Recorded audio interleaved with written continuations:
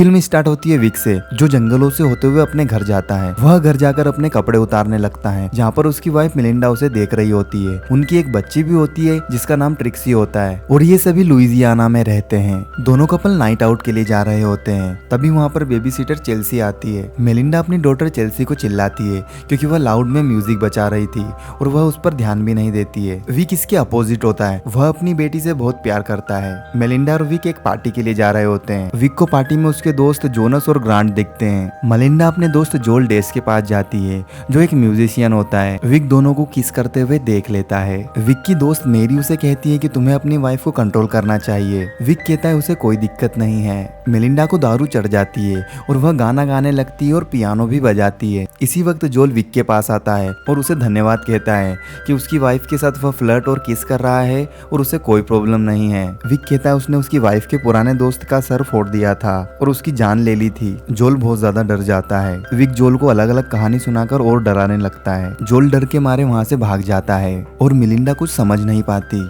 वह विक को कहती है कि तुमने ऐसा क्या कहा जो जोल यहाँ से भाग गया। विक झूठ बोलता है और उसे बताता है उसने कुछ नहीं किया। विक घर आ जाता है और चेल्सी को पे करता है। विक मेलिंडा की मसाज करने लगता है और उसको सेटिस्फाई करने की कोशिश करता है, लेकिन मेलिंडा उसे वहाँ से भगा देती है और दूसरे रूम में सोने को कहती है। नेबरहुड में सभी को पता चल जाता है कि विक ने जोल को डराया था और सभी उसको क्रिटिसाइज करने लगते हैं। मेलिंडा और विक का रिश्ता कुछ सही नहीं चल रहा था। मेलिंडा को विक ने अलाउ किया हुआ था कि वह दूसरे मर्दों के साथ सो सकती है। जब मिलिंडा को जोल की बात पता चलती है कि विक ने उसे डराया था तो वह विक पर बहुत ज्यादा गुस्सा होने लगती है। वह विक को कहती है कि मैं जोल को आज डिनर पर बुला रही हूँ और तुम्हें उससे अपोलोजाइज करना होगा। डिनर के बाद ट्रिक्सी विक से कहती है कि उसे जोल बिल्कुल नहीं पसंद। मिलिंडा बाथरूम में होती है। वह विक से कहती है कि तुम्हें नीचे जाकर जोल से माफी मांगनी चाहिए। विक नीचे जोल के पास चला जाता है और उसके लिए एक ड्रिंक बनाता है। दोनों बातें करते हैं। जोल विक से कहता है कि तुम्हें मुझसे माफी मांगनी चाहिए, तुमने मुझे बहुत ज्यादा डराया था। विक जवाब में कहता है मैंने उस दिन तुमसे मजाक नहीं किया था, मैंने वाकई में उसके दोस्त को हथौड़े से मारा था और यही सच्चाई है। विक और उसका परिवार अगले दिन पार्टी में जाता है, जहाँ पर वह केली और डॉन से मिलते हैं। डॉन विक से कहता है वह एक ऑथर है। विक कहता है वह पार्ट टाइम जॉब करता है। वह पब्लिकेशन कंपनी में वेब पेज बनाता है। विक आगे बताता है वह यूएस मिलिट्री में वर्क करता था और उसने किसी कारण की वजह से जल्दी रिटायरमेंट ले लिया। डॉन विक के जोल को डराने वाली बात ले आता है और सभी हंसने लगते हैं। आगे विक केली के साथ डांस करने लगता है। मिलिंडा को इससे जलन होने लगती है। कपल कार में घर जाते हुए इसकी बातें भी करते हैं और रात को दोनों सेक्स करते हैं। अगले दिन ट्रिक्सी का फुटबॉल मैच होता है। दोनों कपल वह देख रहे होते हैं। तभी विक को एक कॉल आता है कि उसने एक पियानो आर्टिस्ट चार्ली को पेमेंट किया हुआ है। विक चार्ली को फॉलो करने लगता है। विक देखता है चार्ली एक हैंडसम नौजवान है। उसी पल वह अपनी वाइफ मिलिंडा को उसके पास देखता है। जब विक घर आता है तो वह न्यूज में देखता है कि मिलिंडा के पुराने दोस्त की बॉडी मिल चुकी है, जिसे गोली से मार दिया गया था। वह यह बात मिलिंडा को बताता है। अगले दिन ग्रांट विक से मिलता है। वह बताता है कि तुम्हारे बारे में तो अफवाह है कि तुमने तो हथौड़े से उसके दोस्त को मारा, लेकिन वह तो गोली से मारा गया है। फाइनली अब कोई अफवाह नहीं उड़ाएगा।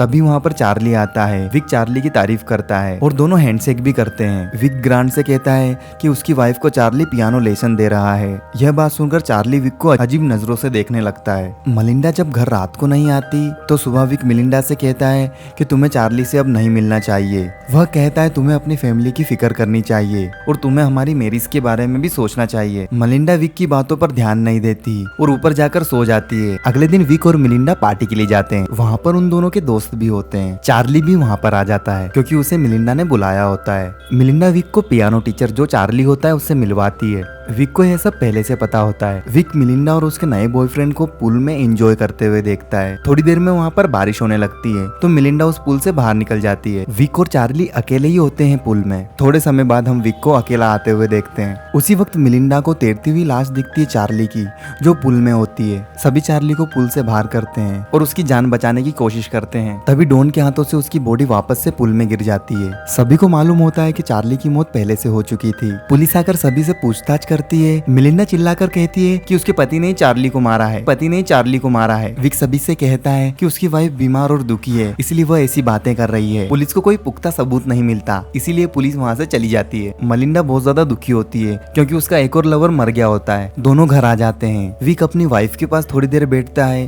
और उससे पूछता है आगे क्या करना है। अब विक उसकी वाइफ वाइफ से कहता है क्या तुम्हें डिवोर्स चाहिए। मलिंडा जवाब में कहती है कि तुम इतने भी ज्यादा स्मार्ट नहीं हो। विक कहता है कि अगर मैंने चार्ली को मारा है तो तुम्हें मुझसे डर क्यों नहीं लगता। मलिंडा जवाब में कहती है कि तुमने सभी को मेरी वजह से मारा तो मैं क्यों डरूं। आगे केली विक को बताती है कि उसका हस्बैंड डॉन उसके बारे में उल्टी सीधी बातें करता है। विक शाम को केली और उसके हस्बैंड डॉन को घर पर बुला लेता है। डॉन और विक प्राइवेट में बात कर रहे होते हैं। डॉन विक से कहता है क्या तुम लाई डिटेक्टर को पास कर सकते हो और साबित कर सकते हो कि तुमने चार्ली को नहीं मारा। मलिंडा और डॉन एक प्राइवेट इन्वेस्टिगेटर ढूंढते हैं और उसको पेमेंट करते हैं। विक को यह बात अच्छी नहीं लगती।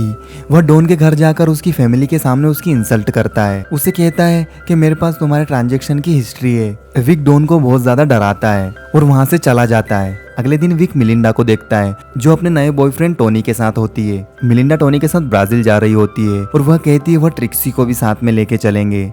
यह सुनकर विक का दिमाग खराब हो जाता है और वह गुस्से से आग बबूला हो जाता है। अगले दिन टोनी विक के घर आ जाता है और उसकी वाइफ के साथ बहुत ज्यादा फ्लर्ट करने लगता है और वह दोनों एक कमरे में जाकर सेक्स भी करते हैं। लेटर विक टोनी को रास्ते में देखता है। वह टोनी से कहता है कि उसकी वाइफ उसे सरप्राइज देना चाहती है और वह उसे गाड़ी में बिठा लेता है और घने जंगलों में लेके चला जाता है। वह टोनी को गाड़ी से उतरने के लिए कहता है। मौका मिलते ही वह उस पर पत्थर फेंकने लगता है। टोनी का सर फट जाता है जिससे उसकी मौत हो जाती है। फिर वह उसकी बॉडी को छिपाने की कोशिश करता है। पहले तो वह उसका वॉलेट निकाल लेता है और उसकी बॉडी को नदी में बहा देता है। विक टोनी को मारकर बहुत ज्यादा खुश होता है और कार से आते हुए स्माइल करता है। विक घर आ जाता है और अपनी फैमिली को लेकर जंगलों में पिकनिक मनाने के लिए चला जाता है, जहाँ पर मिलिंडा भी उस पर ध्यान दे रही थी क्योंकि टोनी उसका फोन नहीं उठा रहा था और पूरी फैमिली पिकनिक एंजॉय करती है। जब मिलिंडा और विक घर आ रहे होते हैं तो मिलिंडा बताती है कि वह उसका स्कार्फ वहीं पर भूल गई है। अगले दिन विक स्कार्फ तो लेने नहीं जाता लेकिन टोमी की बॉडी को छिपाने की कोशिश करता है क्योंकि वह नदी में नहीं बही थी। जब मेलिंडा विक को ढूंढने उसके रूम में जाती है तो उसे टोनी का पर्स मिल जाता है। जब विक टोनी की बॉडी छिपा रहा था तो वहाँ पर डॉन आ जाता है और उस बॉडी को देख लेता है और वहाँ से भागने लगता है। विक डॉन का पीछा करने लगता है। डॉन अपनी कार फुल स्पीड में चला रहा होता है। विक शॉर्टकट पकड़ लेता है। जॉन अपनी वाइफ को मैसेज भी कर रहा होता है। तभी विक उसकी गाड़ी के सामने आ जाता है और उसका एक्सीडेंट हो जाता है। डॉन की कार नदी में गिर जाती है। नदी में गिरने से डॉन की मौत हो जाती है। विक अपनी साइकिल को लेकर घर आ जाता है जहाँ पर उसकी पत्नी उसका इंतजार कर रही होती है। मलिंडा उसे कहती है कि उसने टोनी को देखा और मूवी के लास्ट सीन में हम देखते हैं कि वह टोनी का पर्स जला रही होती है। मलिंडा सारे सबूत मिटा देती है और यह मूवी यहीं पे खत्म हो जाती है। Thank you for watching.